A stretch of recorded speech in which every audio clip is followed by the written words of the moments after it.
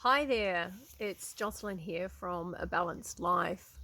I thought I'd talk to you a little bit today about scarcity and the beliefs that we can have embedded at a cellular level that actually show up in our lives in all sorts of different ways.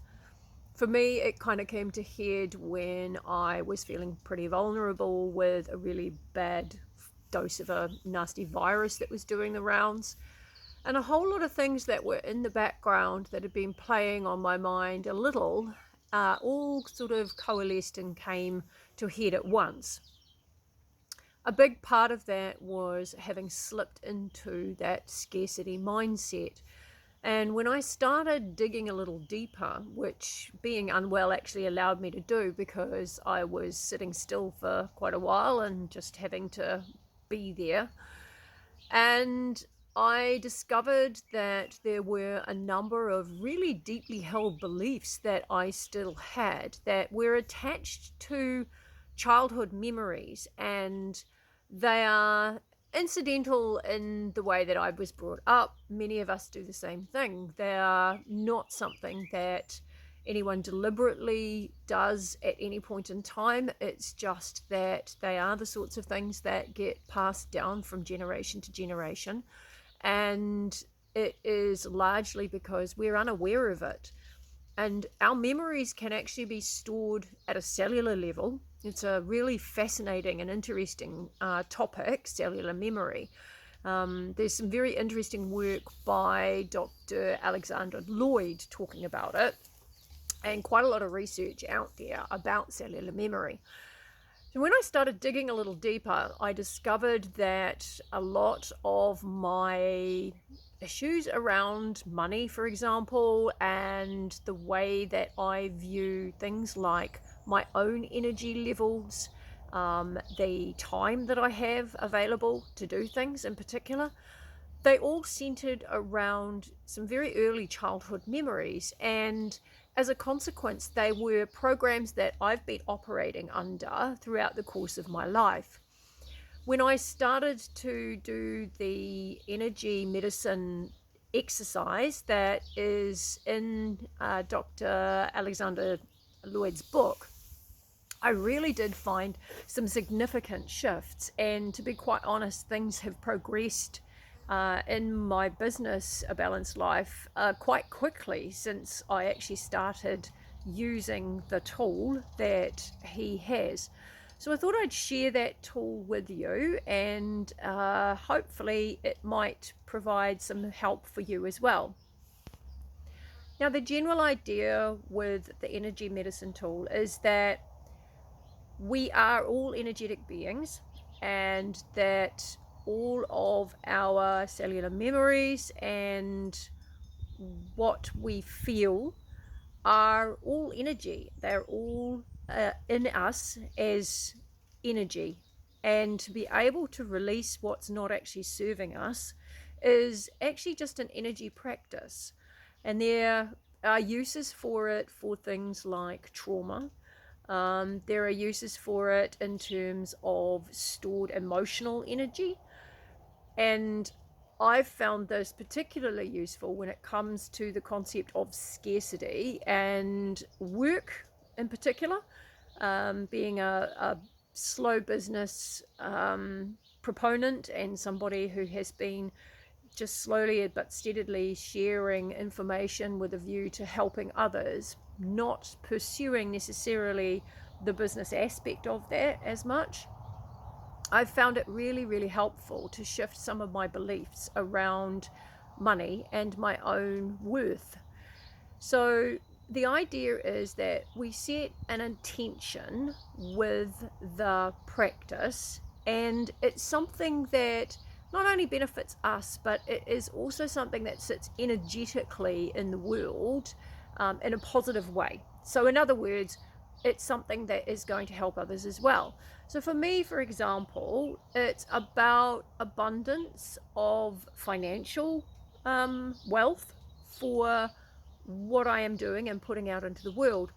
but it's also that the work that I do is of benefit to other people, and that has to and has always been first and foremost for me. So I set the intention of being able to generate ample financial security whilst sharing information that helps others to find more balance in their lives. And that's the intention that I have when I was doing this practice. And basically, the practice is a series of 3 positions with the hands. The connection of your hands to your body is a way of being able to actually just connect to those energy centers. You start off with your hand on your heart, and you can just hold your hand there, setting the intention that you have come up with and just resting there and letting it rest there. If you want to improve the efficacy of the practice, you can then use a circular motion, and it's just moving the skin against your chest and keeping that intention in mind, breathing slowly and deeply, and allowing that to just be whilst you are doing this practice. You can reverse the circle if that's comfortable, and you do this for a minute or so before then moving on to the next point, which is just on your forehead with your little finger just above the brow bone. Put the other hand on as well, and again, you can just hold that there, or you can do the circular motion again, like so, and it's just moving the skin of the forehead against the brow bone, and then you can reverse the circle. And again, you're just keeping in mind that intention that you have.